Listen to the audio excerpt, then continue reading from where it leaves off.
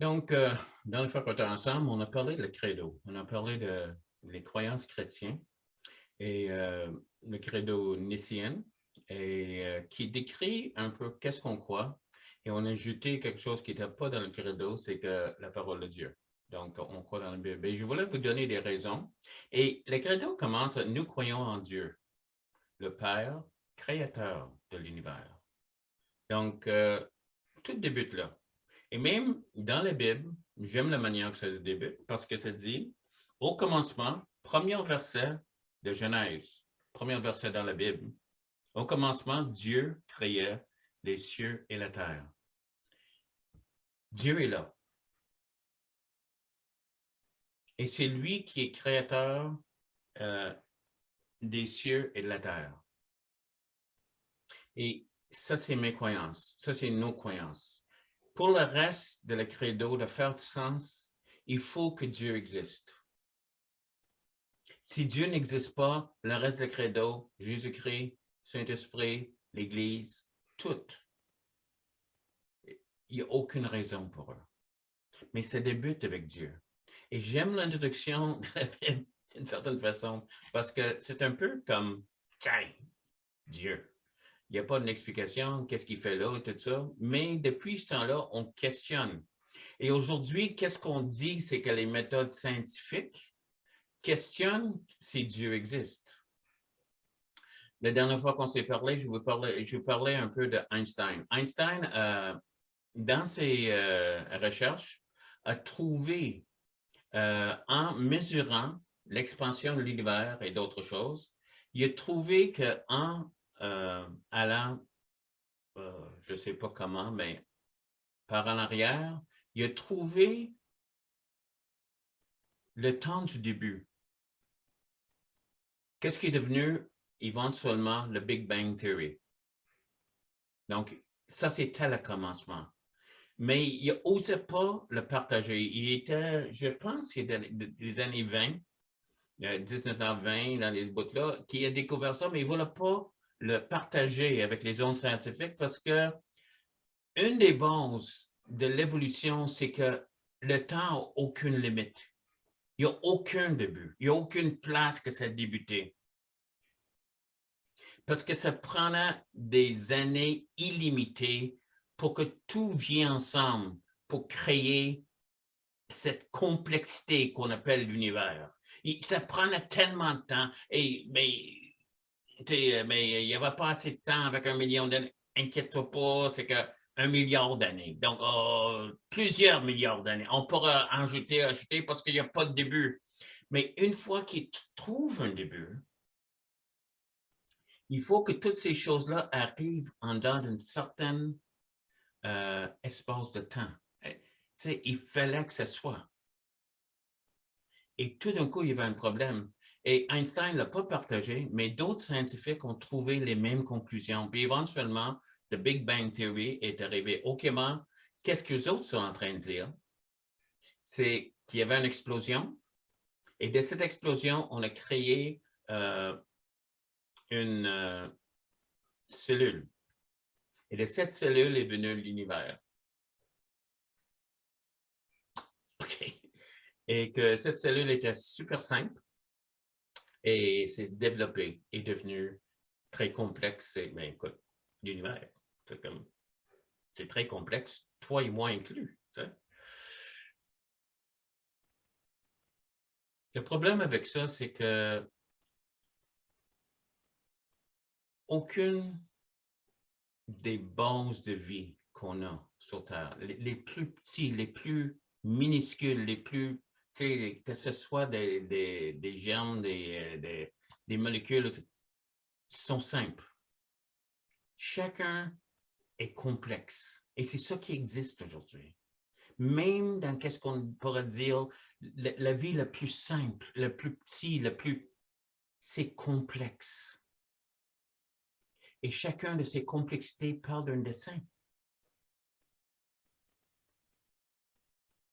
Donc, cette théorie était une théorie, mais il y a quelque chose qui manque. J'ai toujours eu de problème avec ça. Parce que au début, il n'y avait rien. Et ça a explosé. On ne sait pas qu'est-ce qui a explosé. Dans cette explosion, on a créé quelque chose. Si minuscule, on ne peut pas le voir avec un microscope, mais l'univers est venu de là. J'ai pas assez de foi. J'aimerais vous lire d'un homme, Lee Strobel. Il était un athée, assez avancé. Il était un homme éduqué, qui enseignait, qui était complètement convaincu que Dieu n'existait pas, qu'il n'y avait pas de début, il n'y avait pas de... Puis il dit, essentiellement, j'ai réalisé que de demeurer athée,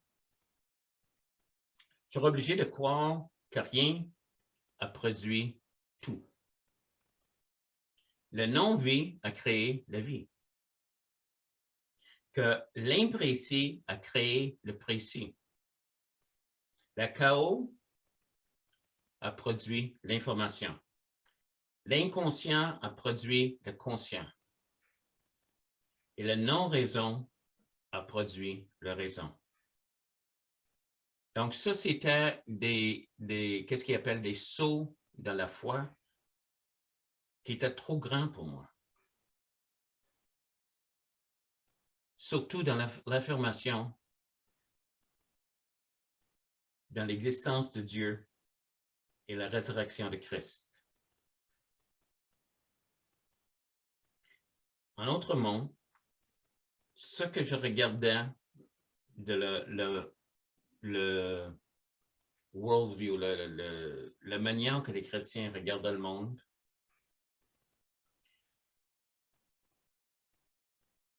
donne une réponse en totalité de l'évidence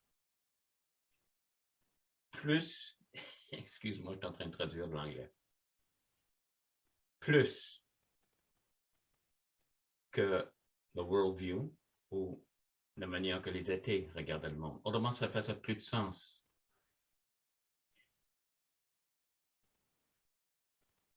Quand on étudie où qu'on arrive, c'est que premièrement, juste le début, c'est là les choses d'Einstein, c'est vraiment explosé les choses. Le Big Bang Theory, parce qu'on n'a pas assez de temps. Après ça, on a inventé des univers parallèles. Et dans ces univers-là, il y aurait le temps, puis ça, quelque part, ça marchait pour que... Et encore, il n'y a rien... En tout cas, on ne veut absolument pas que Dieu existe. Mais il n'arrêtera pas d'exister parce qu'on ne veut pas.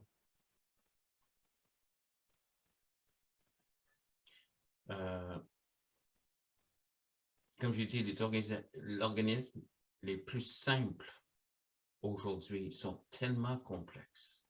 Quand ils sont étudiés et quand ils regardent la complexité de tout ce qui est organique, tout ce qui est le plus simple, c'est trop compliqué que ça aurait débuté, que toutes les idées qu'ils avaient.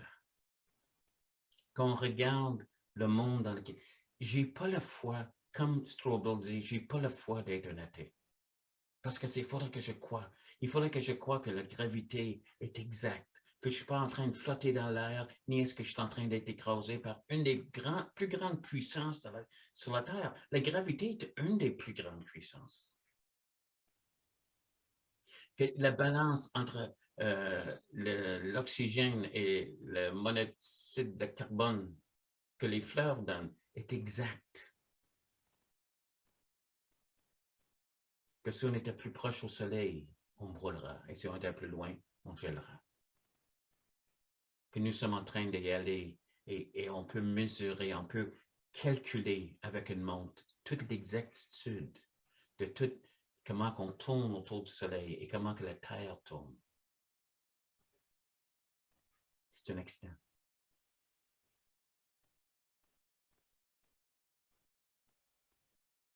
Comment que je peux te parler? Et comment que tout ce qui est dans mon corps est en train de fonctionner. Comment je peux voir, recevoir l'image. L'image se traduit dans mon cerveau et mon cerveau peut voir qu'est-ce qui est en train. Et ça arrive tellement vite.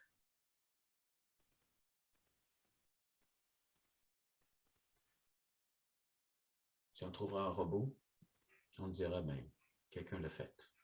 On trouve un être humain, c'est un accident. Je n'ai pas la foi.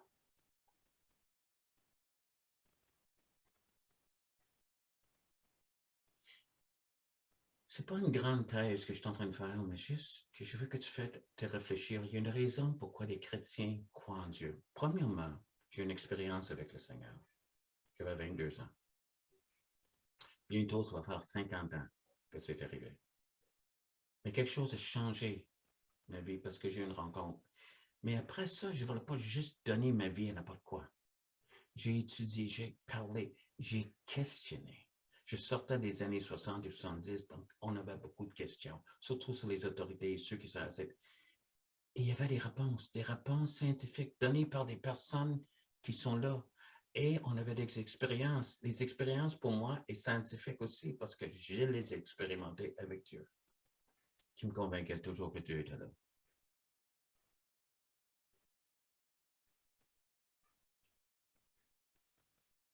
Le verset le plus important, c'est que Dieu a tant aimé le monde, que Dieu t'a tant aimé, et Dieu existe, qu'il a donné son Fils unique afin que toi, tu ne périsses point et que tu as la vie éternelle.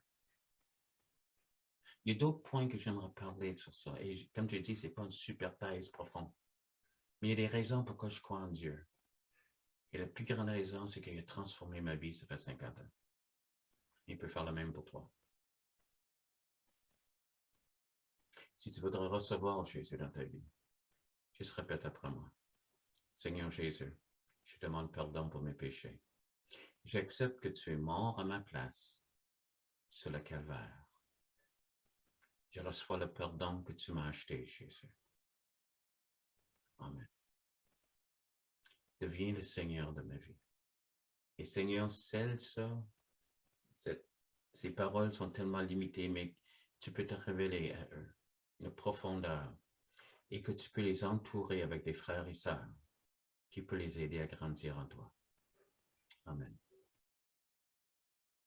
Et ceux de nous qui sont chrétiens, on a une responsabilité d'y aller partout, tout le monde annoncer les bonnes nouvelles. Pierre dit, donne une raison pour l'espérance qui est en une raison. Quelqu'un m'a donné la réponse avant que tu étais chrétien. Ça ne va pas changer, excepté une chose. Il avait tout détruit mes arguments contre Dieu. Et ça m'a affecté, parce que je pense 2 mois plus tard, j'ai devenu un chrétien. Et la réponse, pas pour gagner un argument, mais sachez que Dieu et l'existence de Dieu, c'est la science. Parce que la science est supposée être la vérité. Et si Dieu existe, et il existe, c'est une vérité scientifique. Et s'il existe, tout le reste de la parole est vrai. Merci de m'avoir écouté. Et la prochaine fois, on va rentrer en plus de détails, probablement pour le Dieu encore. Que Dieu te bénisse. Bye bye. Un message d'espoir à partager sur vos réseaux. Vous pouvez également visiter notre chaîne YouTube pour entendre d'autres messages de Pasteur Todd. Abonnez-vous à notre page Facebook pour ne rien manquer de nos actualités et pour participer à nos événements en ligne. On vous attend!